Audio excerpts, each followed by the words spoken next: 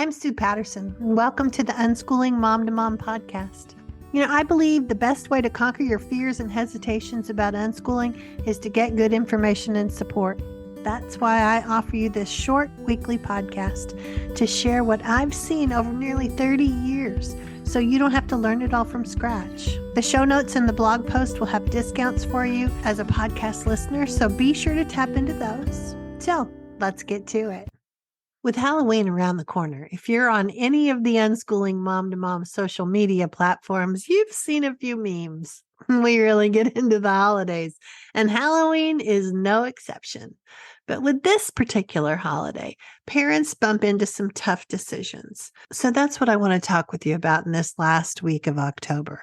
Things like candy consumption, or whether to let big kids trick or treat, or what to do with the critics in our lives, those people who don't like the decisions we're making. So let's start with all that candy. Yes, lots of people give out other things besides candy, and you may do this too.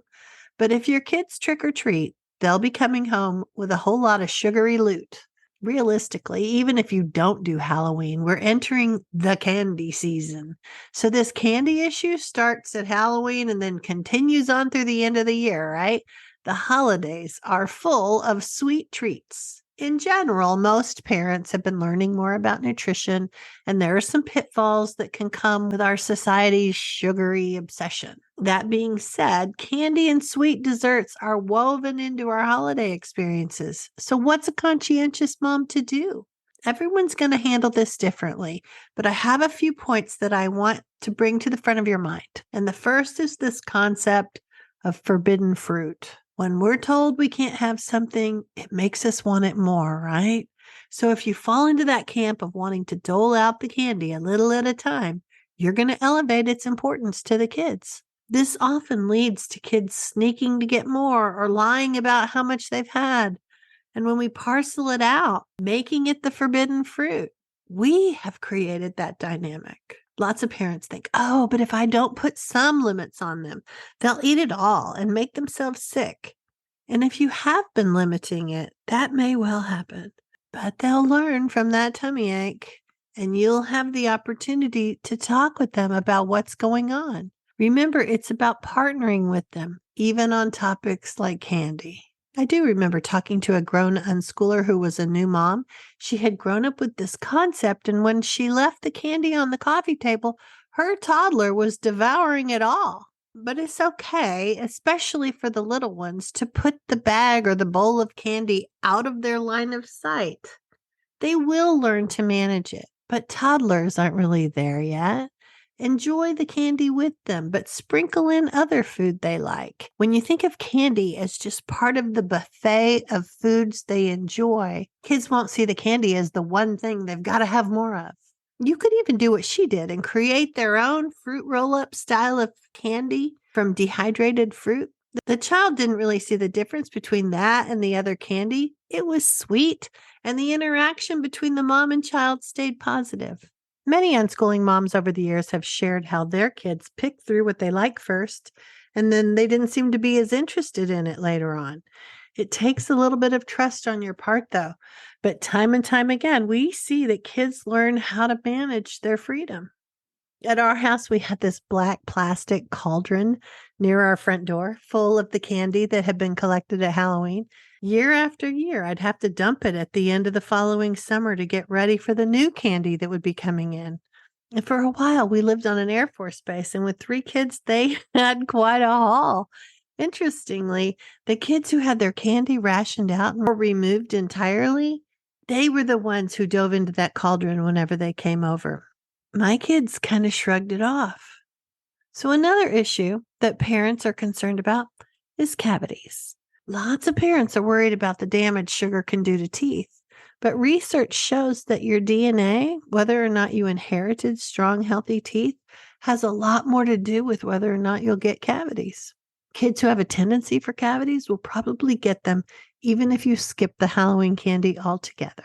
Parents in the Unschooling Mom2Mom Facebook group shared some ideas for how they approach this. They suggested rinsing with water after eating, or eating foods that were natural teeth cleaners like celery or apples or hard cheeses. Offering xylitol gum after eating candy. Apparently, bacteria doesn't like to grow around xylitol. Bringing kid flossers to them while they're watching YouTube or playing something while sitting still. Brushing teeth before bed so it's not sitting there all night. And from a dental care standpoint, getting molars sealed and finding a dentist who works quickly with problem teeth was another suggestion that came up. And another practical tip has to do with making sure that the kids are full before they go out trick-or-treating. We used to host a little potluck with macaroni and hot dogs as our kids' friends assembled before hitting the neighborhood. Other moms I know have had pizza. My friend and nutritionist Karen Kennedy advised us all to have a big lunch and then a protein-packed smaller dinner. She suggested turkey sandwiches, scrambled eggs, or lentil soup. And this is the nutrition smart way to offset the sugar that's going to be coming into their systems. When we can stop being so fearful about the candy, we can plan ahead and then also prioritize the connection.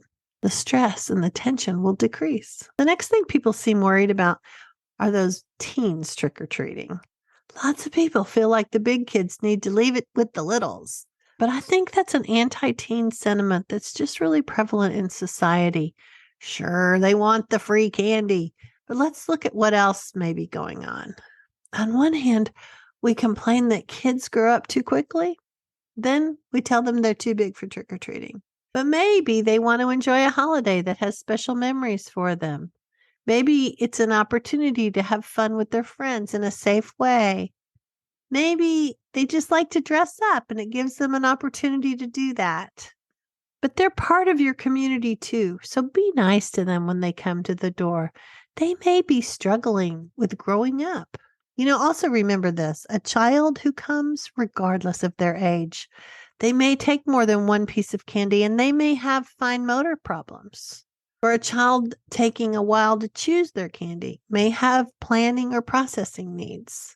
A child who doesn't say the obligatory trick or treat or thank you may have communication issues. And a child without a costume may have sensory needs. So model kindness. You might be the only adult advocating for the kids that show up at your door.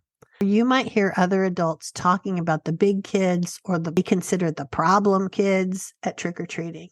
Maybe others just haven't thought of it and they're kind of swept up in the anti-teen sentiment that's so common in society.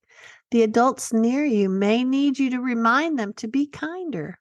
Childhood ends all too quickly, and some of the bigger kids are noticing that. So give them the candy. What's it going to hurt? What about those adults in our world? Some of them may be critical of you and your choices. Maybe it's about the candy, the costumes, the big kids. Oh, people have all sorts of reasons to criticize us, right? Sometimes we need to stop and evaluate how much influence we want other people to have on what we're deciding to do as parents. I saw a meme the other day that said, if you don't like someone else's parenting, why would you listen to their criticism? Well, that's something to remember, right? Whether it has to do with Halloween or not. Sometimes we've even internalized some of these judgments and we're our own worst critic. As we move through this parenting phase of our lives, we often bring a need for approval with us. An unschooling approach would be to prioritize the relationship you have with your own children over the connection you have with other parents. You don't need their approval. Odds are someone is going to dislike something you do, no matter what you choose. So continue to move in the direction of strengthening those bonds with your kids. So about that candy, don't ration it. Don't keep it from them. Don't buy it back, whatever the latest thing is. Remember that making it forbidden makes it more important. The more you restrict it, the more they'll focus on it. About those critics, take a deep breath. Make the choices you want to make. And about the children, prioritize advocating for the kids. Big kids, little kids, your kids, my kids, everyone's kids. Be the grown-up that stands up for them. If you hop over to the blog post, I have a collection of Halloween movies, Halloween books, Pinterest ideas, all things Halloween. So if you're looking for something to say, oh, let's do a little more for this week before Halloween, I have some stuff for you over there. So go ahead and give that a look. I'm Sue Patterson, and you've been listening to the Unschooling Mom2Mom Podcast.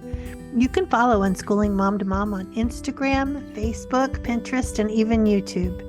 If you haven't yet, go to Apple Podcasts, Spotify, or whatever your favorite listening platform is, and subscribe, rate, and review this podcast. Join me next week for another Unschooling Mom2Mom Pep Talk. Thank you for listening. Happy unschooling and enjoy your kids.